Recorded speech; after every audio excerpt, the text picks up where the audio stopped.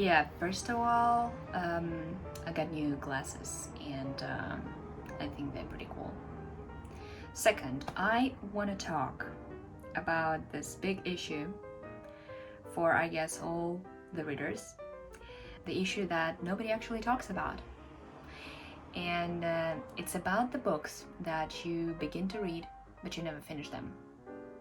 And I got the pile of them that I began to read this year, and I just couldn't finish them. And there are several reasons, different reasons for that, because different books, different reasons, I guess. And I want to share them with you. And I really want to know if you read any of them, like if you finished any of them. Maybe you can tell me if I should continue, or maybe there are some tips how to do that. Or maybe there's like a certain place and time when you need to read them. So yeah, let me know in the comments. I want to begin with the Irving Stone, The Agony and the Ecstasy. It is the biographical novel based on the life of Michelangelo. Well, I guess that guy needs no introduction. He's a famous Renaissance artist, and the reason why I read and I picked up this book is because when I was a teenager I read Irving Stone's book on Van Gogh. It's called Lust for Life, and I really enjoyed that. Maybe because I was in the beginning of my art historical adventure. I it just got my attention, and I started to learn more. And I liked it. I liked how he took the biographical dry facts and converted into like a very beautiful, cohesive narrative, and I enjoyed that. However, with the Agony and the Ecstasy, I got a problem. I don't know why. I just can't continue, can't go on. But maybe I will need to, start all over again. I really enjoyed the chapter on the studio. It's actually called The Studio, and it's not about like his working place. I'm sure that will come up later, but it's about because in Italy at that time, that was this bottegas or studio where there will be an artist and a lot of pupils, apprentices, and who would learn skills from the master.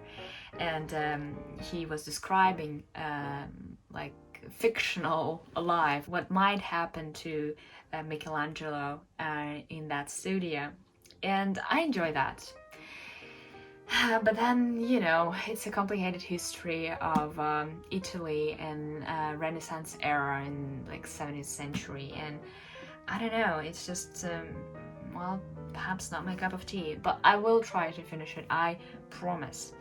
In the same manner, I got a problem with The Peace of the World, book by Christina Kline, and this book is based on the biography of the American artist Andrew Wyatt, who drew a wonderful painting of Christina's world, and so it's basically the same idea. She took the history of the artist, and so she wrote a fictional story about him and Christina, his neighbor, and how their relation were developed.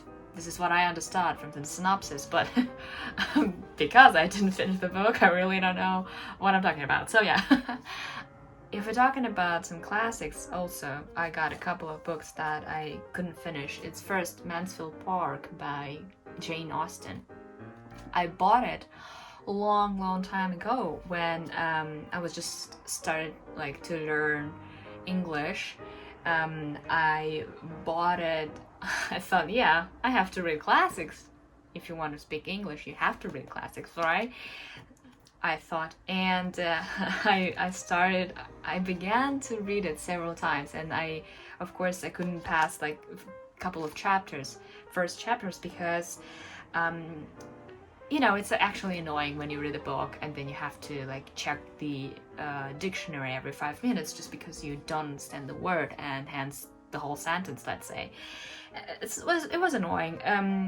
I still do check certain words, although like I believe that my English is better now. But anyways, I began to read it so recently, and I don't know, just didn't work for me. Maybe sometime later I'll come back and try to do it once again, but not today. Another very classy book is Oliver Twist by Charles Dickens. I like the cover of it, and I like that it's a hard copy. Looks gorgeous on the shelf. So yeah, I began to read it. It's okay. My English can bear it, but I don't know. There's no particular reason to read that. It's not like I'm very motivated or inspired by this. So I got like 4 chapters or something. Yeah, I read 4 chapters, and it was so depressing. And you know, I know that the world is a harsh place. I've been there. And maybe if you're like, I don't know, 19th century gentleman of high society and you have no idea what's going on in the street, and you read it and it's like eye-opening, maybe that makes sense. For me, it's just another sad story. I mean, I don't mind sad stories. I read like a lot of them, but maybe I need like more philosophical approach to it, not just a matter-of-fact story. But yeah, I'll try to continue with that anyways, just because, you know, it's good to read Charles Dickens. I actually began another of his works like a long time ago, Great Expectations, but again, my English at that time was not so good, so I didn't actually continue to do that. Maybe, I don't know, what do you think? Maybe I should begin with Great Expectations and then come back to Oliver Twist? Let me know, what do you think? Again, I'm not a literary critic, so I really don't know. Oh yeah, another very important book, but it's not I mean, it's theoretical classic, I guess. It's Simone de Beauvoir, The Second Sex. I feel it's a wonderful book. Like, I've began it. It's so easy to read, because usually when you read the translation from French into English, it's just so annoyingly complicated. I don't know why. Like Michel Foucault, Claude Lévi-Strauss, I couldn't read that. I mean, I read that, but it was so painful. And with the Beauvoir, it's not the case, and I'm so happy about that. But I feel like I have to abandon all the books that I'm reading now and just invest all my attention and my cognitive processes into this book. And I really want to do that. And I think I'm just waiting for this right moment to come. So yeah, I love the beginning. I'm just waiting for the right time. Another important lady in the history of humanity is Hannah Arendt and her The Origins of Totalitarianism. And I've recently, actually, well, not recently, several months ago, there was an exhibition in Kunstmuseum Bonn about her life and work. I went there, enjoyed it greatly, and I thought that would be actually like a push for me to come back to this book, because I began it like in the beginning of the year. I've read half of it, and that was actually in the like easier read for me. Like, I can understand. I know the history. I know what was going to happen, what happened there, and it was really interesting to see her perspective. However, after the exhibition, I didn't go back to this book, unfortunately. I really want to. In fact, I bought her biography written by her student, and I think I might begin to read it, but only after I finish The Origin of Totalitarianism. A reason why I actually started to read that is, you know, as a Russian person, I think you have to read this book and another one, which I also began, which is The Prince by Machiavelli. And it is important, I think, for every Russian person to read that, because then we can, I think, understand more of our own politics, of our home politics, and maybe relations, you know, between different nations. But the reason I couldn't finish that, and that's I think I don't enjoy the translation very much. So I read it in English. I bought this wonderful copy. It's this, black, all black cover, hard copy. Very beautiful. But, hello, buddy. Hello, neighbor. He says hi, I guess. But the reason I couldn't finish that is, I don't know, I just don't enjoy the translation, as I said. And it's a recent translation. I think it was done in 2010. It was said in the introduction. But yeah, I don't have a Russian copy, so maybe Russian translation would be easy for me as a native speaker. I don't know, do my best to finish it, maybe even this year. And now I want to go to the books that I believe are more related to my studies and that I'm trying to use in my research. So first of all, The Classical World by Robin Lane Fox. I am an absolute beginner when it comes to Roman and Greek history, especially like ancient times. And but I really want to see the what was happening in art realm in that time. I mean, we know all these wonderful artifacts, but I want to see the infrastructure of the art world, how they lived, how they worked, and how they perceived the work of artists. And I wanted to begin with like very overall history of ancient times, just to get some clues, maybe some tips, maybe some directions where I can find more information. Unfortunately, I can't finish it. I don't know why. It's just so boring. I'm really sorry. I'm sure it's supposed to be a great book, and I learned actually a lot of facts. I'm so dumb. I didn't know who Hannibal was, and yeah, I thought it's a person who ate people, but yeah, apparently that was like a big rival. I hope I'll finish it. It's just not that useful for my research as I thought, and maybe that's the reason that I'm actually not motivated enough to read it, to continue to read it, but we'll see.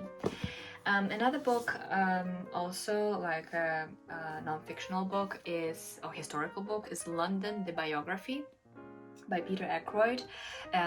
It's an extensive, but what I like most, it's like very social history of London.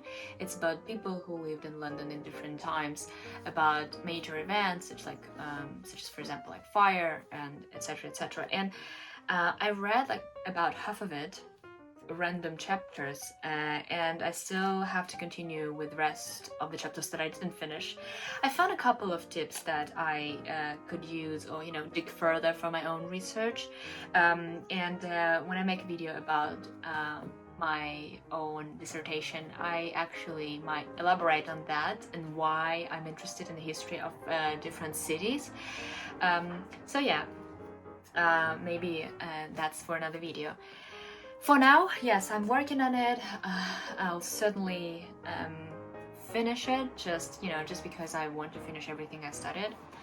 And I'm certain that I might find something interesting in that book.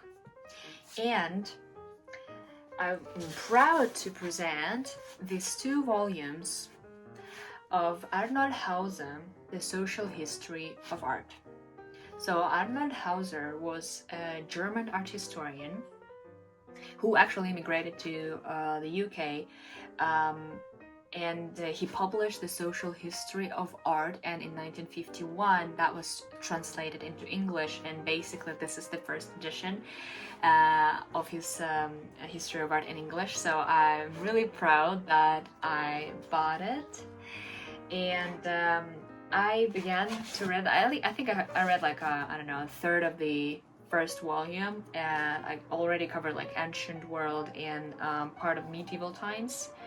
Why I want to use it in my research is that because it's one of the first works of material history of art, and this is basically what I'm doing. I'm writing a material history of art, and I want to see how he saw things, how he perceived the art from that perspective, and I want to do it in the same manner, with the same methodology. I have to finish it just because I'm certain it will help me in my research. So yeah, I think that's enough for today. It was already a lot. And so by looking at all these wonderful books, I think I learned my lesson. You know, the books that we read influence and guide us and make us what we are. But at the same time, I think the books that we close in the middle and never coming back to them make and influence us too.